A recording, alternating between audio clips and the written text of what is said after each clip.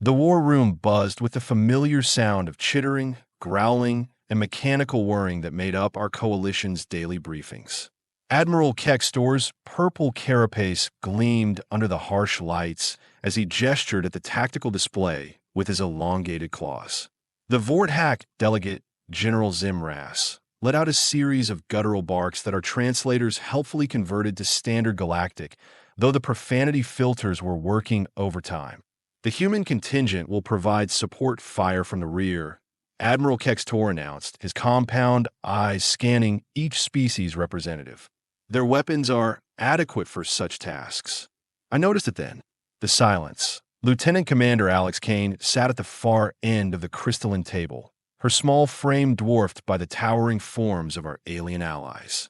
While everyone else was either arguing, posturing, or making those delightful throat-clearing sounds that pass for communication in civilized society, she just sat there, quiet, still, watching. Now, I have been in the intelligence business for 47 standard cycles, and I have learned to read body language across 73 different species. The Zephyrians twitch their antennae when they are nervous. The Corvins slam their fists when they are angry.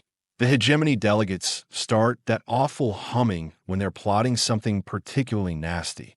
But humans? Humans get quiet when they're about to do something spectacularly stupid or brilliantly insane. Sometimes both.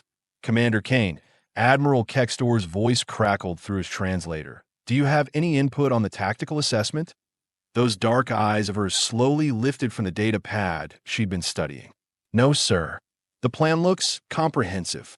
Comprehensive, right? Like calling a supernova a worm. The briefing continued for another hour, with each species representative trying to outdo the others in tactical brilliance. The Corvin wanted to charge straight through the enemy lines, because apparently subtlety is a foreign concept when you're built like a walking tank. The Zephyrians suggested a complex flanking maneuver that would take approximately 3 days to execute, which would be lovely if we had 3 days instead of 3 hours. Through it all, Commander Kane remained silent. She nodded occasionally, made a few notes, and asked exactly 0 questions. For a species that normally couldn't shut up if their lives depended on it, this was unsettling that I'd serve alongside humans for 2 years now, ever since they'd been accepted into the Galactic Defense Coalition. They were decent fighters, I will give them that. Not the strongest, certainly not the fastest, and their technology was barely above Stone Age level by galactic standards. But they had this annoying tendency to ask questions. Lots of them. Usually the kind that made you realize your brilliant plan had more holes than a Vorthak's brain after a night of drinking fermented slag. But today, nothing. After the briefing, I caught up with her in the corridor. Commander Kane. She turned, and I was struck again by how unsettling human eyes could be. No compound structure, no protective membranes, just those dark orbs that seemed to absorb light rather than reflect it. Agent Yilgeth. Her voice was pleasant enough, but there was something underneath it, something that made my secondary nervous system start firing warning signals. You were unusually quiet during the briefing, I observed, falling in a step beside her as we walked toward the armory section. Was I? She shrugged, a peculiar human gesture that somehow managed to convey both indifference and mild amusement. I suppose I was just processing. Processing.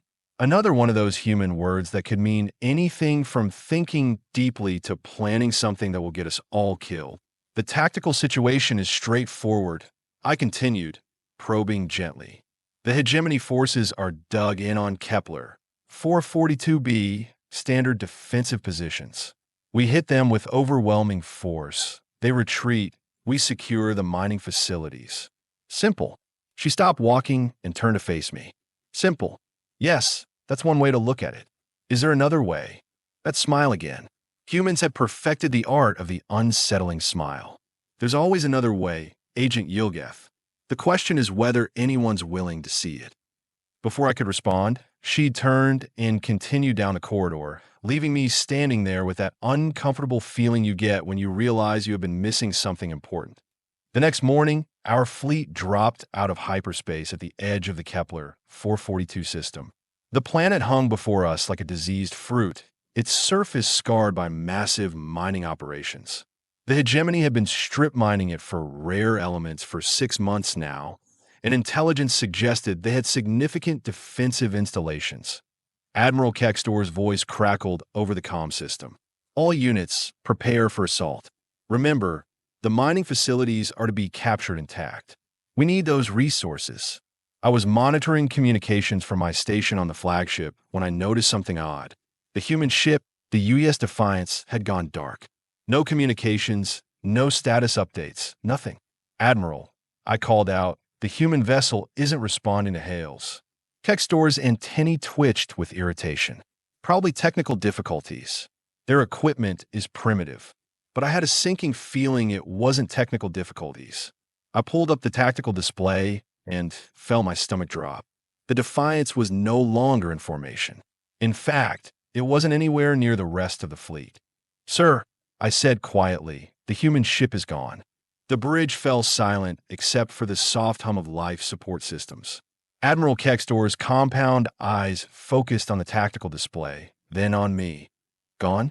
What do you mean gone? I mean, it's not here, sir. Sensors show it broke formation approximately 30 minutes ago, and, well, we can't find it. General Zimras let out a series of barks that roughly translated to several creative suggestions about human intelligence and reproductive habits. Cowards, they have abandoned us. But I wasn't so sure. Something nagged at me. Something Commander Kane had said about there being another way. The assault proceeded as planned.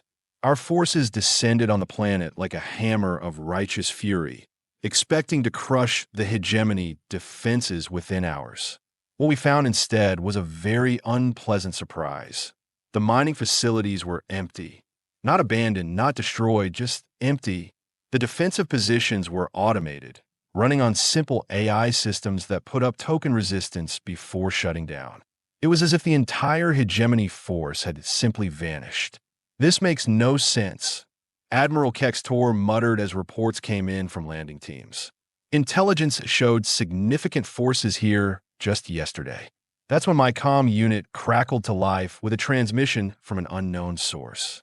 The voice was unmistakably human, unmistakably female, and unmistakably amused. Coalition forces, this is Commander Kane of the UES Defiance. You might want to check your sensors. About 3 light minutes out, bearing 127 Mark 45. Admiral Kextor's claws clicked nervously against his command console as he ordered sensors to focus on those coordinates. What they showed made several species representatives emit sounds of disbelief. A massive hegemony battle fleet, at least 3 times the size of our own, was retreating at maximum speed toward the edge of the system.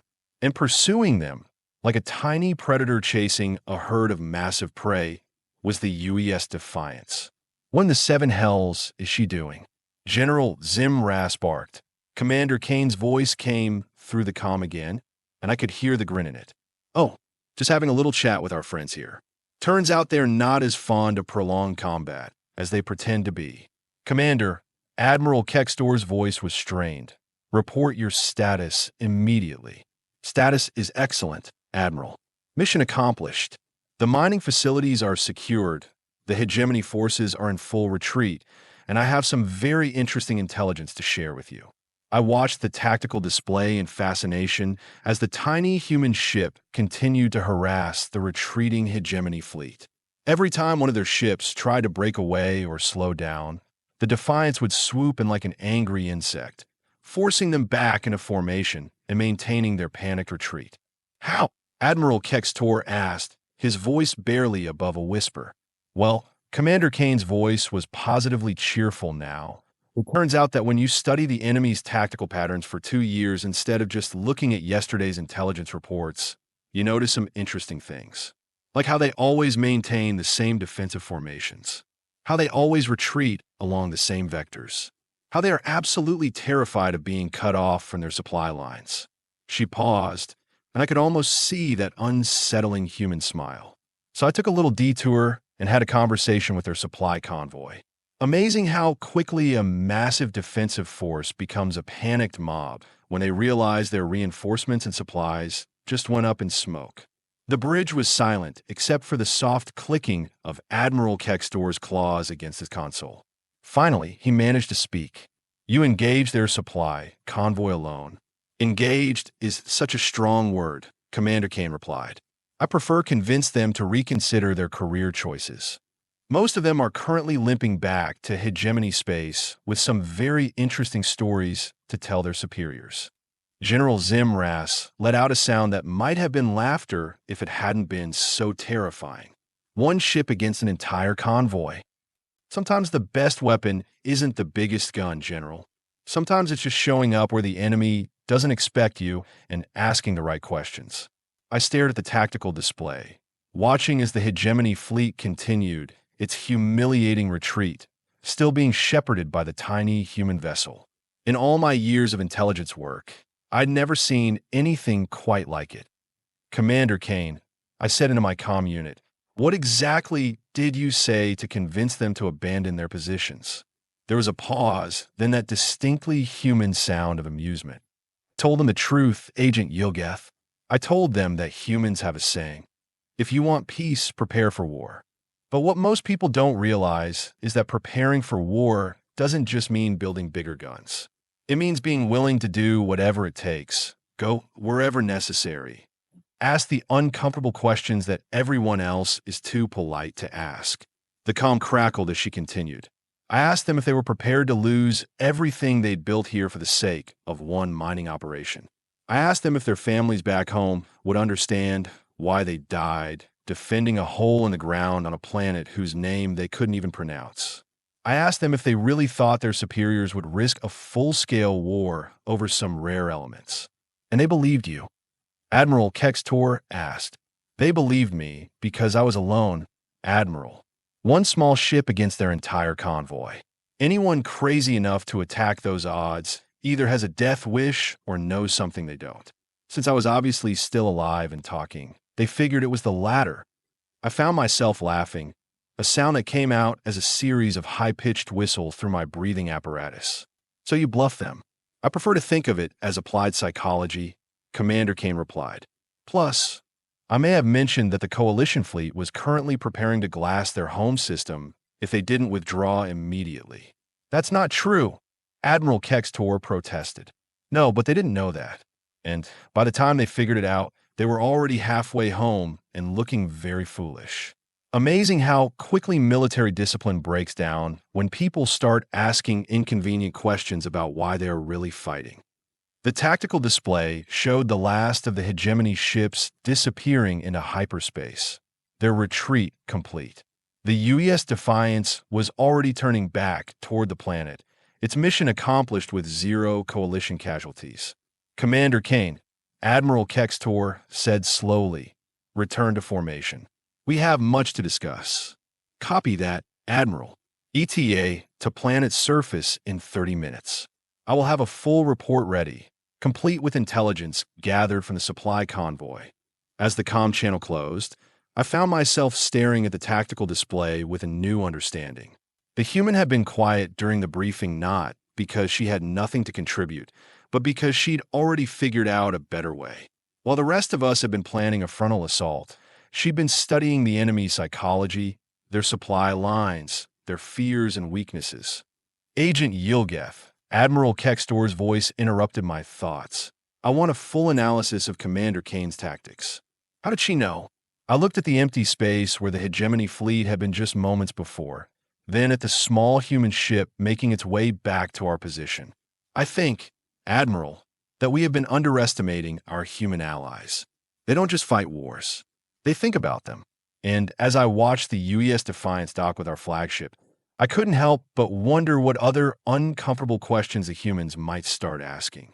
Because if there was one thing I learned today, it was that when a human gets quiet during a briefing, it's not because they have nothing to say, it's because they're already 3 steps ahead of everyone else, and they're just waiting to see if the rest of us are smart enough to keep up. 3 weeks later, I was beginning to understand why the Galactic Council had been so reluctant to admit humans into the Coalition.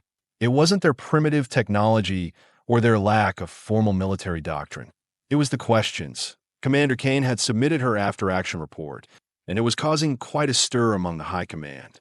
Not because of what she'd done, but because of what she discovered during her conversation with the hegemony supply convoy. According to this, Admiral Kextor said, his claws clicking nervously as he scrolled through the data, the hegemony forces weren't just mining rare elements. They were conducting experiments. I leaned forward in my chair, my secondary eyes focusing on the holographic data streams floating above the conference table. What kind of experiments? The kind that violate 17 different galactic treaties, Commander Kane replied from her seat across the table. She looked remarkably calm for someone who'd just uncovered what might be the biggest military scandal in recent history. They have been testing biological weapons on captured coalition personnel. The silence that followed was the kind that makes you realize the universe just got a lot more dangerous. General Zimras broke it with a sound that roughly translated to, "Oh, feces and fire." "How many prisoners?" I asked, though I wasn't sure I wanted to know the answer. Kane consulted her datapad with the same casual efficiency she might use to check the weather. 47 confirmed, possibly more. The convoy commander was very cooperative once I explained the legal implications of his cargo manifest. Legal implications? Admiral Kextor's compound eyes swiveled toward her. Well, I may have mentioned that harboring biological weapons and conducting illegal experiments on prisoners of war carries a mandatory death sentence under coalition law. Also that his ship's transponder logs would make excellent evidence at his war crimes trial. I found myself admiring the human's approach to interrogation. Most species relied on physical intimidation or technological advantages. Humans just made you realize how much trouble you were already in. The problem, Kane continued, is that this facility on Kepler 442b was just a testing site. The main research installation is somewhere else entirely. Where? General Zimras demanded. Kane's expression shifted, and I recognized that look. It was the same one she'd worn during the briefing 3 weeks ago. Thoughtful, calculating, dangerous. That's where things get interesting. The convoy commander didn't know the exact location, but he did know the supply route. And a supply route tells a very interesting story. She activated her portable display unit, and a three-dimensional star map appeared above the table. Red lines traced paths between various systems, creating a web of connections that made my intelligence training start screaming warnings. The supplies are coming from here. She pointed to a system near the edge of hegemony space, and here, another system, and here. But they're not going directly to the research facility. They're being routed through 7 different intermediate locations first. Admiral Kextor studied the map with growing unease. Standard security protocol for sensitive operations. No, sir. Kane shook her head. This is something else entirely. Look at the timing. The display shifted, showing temporal data alongside the spatial routes. Felt my stomach drop as I realized what I was seeing. The supply convoys are synchronized, I whispered. Exactly. Every 14 standard days, supplies leave these 3 systems simultaneously and follow these exact routes. They meet at predetermined coordinates, transfer certain cargo between ships, then continue to their final destinations. General Zimras leaned forward, his massive frame casting shadows across the table. What kind of cargo requires that level of coordination? Kane's smile was decidedly unpleasant. The kind that's too dangerous to transport in one piece. The convoy commander was quite specific about the security protocols. No single ship carries more than 30% of any given shipment. No crew member knows the final destination. And no cargo gets transferred without biometric verification from at least 3 separate hegemony command centers. The implications hit me like a plasma bolt to the chest. They're building something big, something that requires biological samples from 47 different species, Kane confirmed. Something that requires rare elements from 17 different mining operations. Something that requires enough secrecy to justify a supply network spanning half the galaxy. Admiral Kextor's claws had stopped clicking. In fact, he'd gone completely still, which was never a good sign. Commander Kane, are you suggesting the hegemony is developing some kind of super weapon. I'm suggesting, Admiral, that they have already developed it. The supply runs aren't for construction materials. They're for testing supplies. The question isn't whether they have a weapon that can target specific species. The question is how many species they have already tested it on. The conference room fell silent again, but this was a different kind of silence. This was the silence of a dozen military minds simultaneously calculating casualty figures and strategic implications. "We need to find that facility," General Zimras said finally. "Already working on it," Kane replied. "But there's a problem. The supply network is designed to be trackable only from the inside. Each convoy only knows its immediate next destination. To map the entire network, we need to capture and interrogate crews from at least 6 different supply runs. That could take months," I protested. "Yes, it could, unless we use a different approach." There was again that tone, the one that suggested the human had already figured out something the rest of us were missing. "What are you thinking, Commander?" Admiral Kextor asked, though his voice suggested he wasn't sure he wanted to know. Kane stood and walked to the display, her small form dwarfed by the massive star map.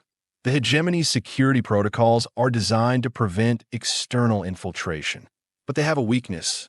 The same obsessive compartmentalization that makes them hard to track also makes them vulnerable to internal manipulation."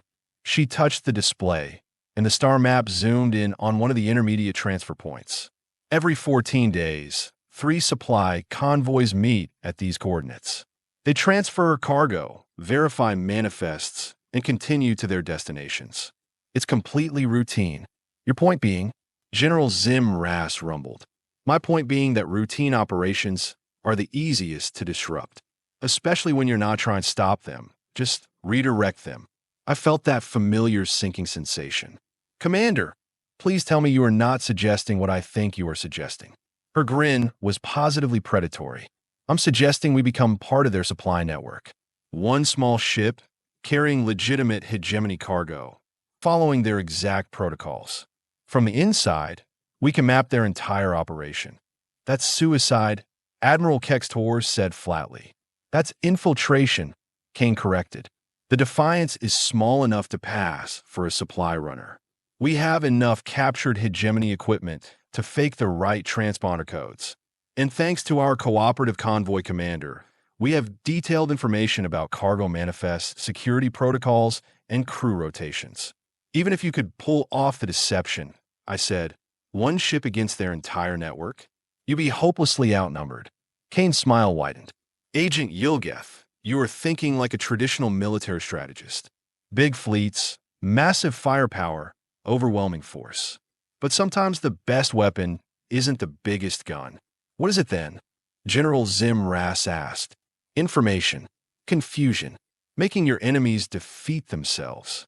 She touched the display again, and the star map showed potential disruption points throughout the supply network. "The hegemony system works because everyone follows the same protocols, trusts the same verification procedures, relies on the same chain of command. But what happens when those protocols start giving contradictory orders?" I stared at the display, beginning to understand the scope of what she was proposing. "You want to turn their own security system against them. I want to ask them some very uncomfortable questions, like why their cargo manifests don't match their transponder logs, like why Convoy Alpha 7 is reporting successful delivery when Convoy Alpha 7 was destroyed last week, like why command authority is being transferred between stations that shouldn't even know about each other." Admiral Kextor's compound eyes were focused intently on the human. "You're talking about psychological warfare on a massive scale. I'm talking about making them realize that their entire operation has been compromised. Once they start questioning their own people, their own procedures, their own information, the whole network falls apart. Paranoia is a very effective weapon when properly applied." General Zimras let out another one of those sounds that might have been laughter.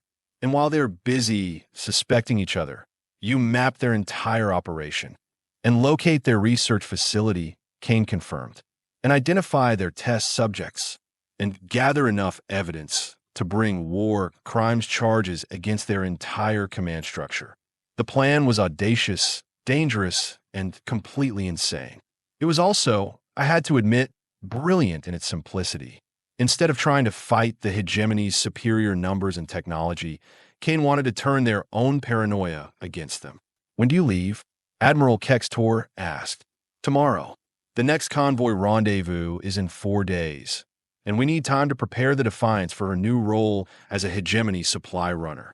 "What do you need from us?" I asked. The Kane's expression grew serious. "Complete communication blackout. As far as official records are concerned, the U.S. Defiance and her crew are missing in action, presumed destroyed. Any contact from coalition forces could blow our cover." "How long?" General Zim Ras wanted to know. "However long it takes. Could be weeks, could be months. The hegemony's network is vast, and we will need to establish credibility before we can start causing trouble." Admiral Kextor was quiet for a long moment, his claws clicking softly against the table. Finally, he spoke. "Commander Kane, if this goes wrong, if you're captured or killed, the Coalition will officially disavow any knowledge of your mission." "Understood, sir. And if it goes right, if you successfully infiltrate and disrupt their operation, you will have accomplished something no other Coalition force has managed in 3 years of war." Kane nodded. "I understand that too, sir." I watched her leave the conference room, already planning her impossible mission. As the door closed behind her, I turned to Admiral Kextor. "Sir, do you really think she can pull this off?" His compound eyes fixed on me with an expression I'd never seen before. "Agent Yilgeth, 3 weeks ago, I thought the humans were marginally useful support troops with primitive technology and limited tactical value.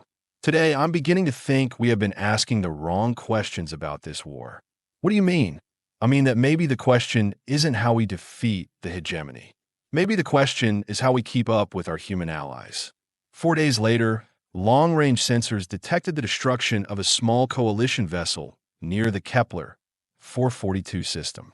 The U.S. Defiance was listed as missing, presumed destroyed, with all hands lost, but I knew better. Somewhere in the vast darkness between the stars, Commander Kane was asking uncomfortable questions and getting very interesting answers. And for the first time since this war began, I actually felt sorry for the hegemony, because they were about to learn what happened when you made a human angry. And an angry human with a plan was the most dangerous thing in the galaxy, even if they did insist on being quiet about it until it was too late.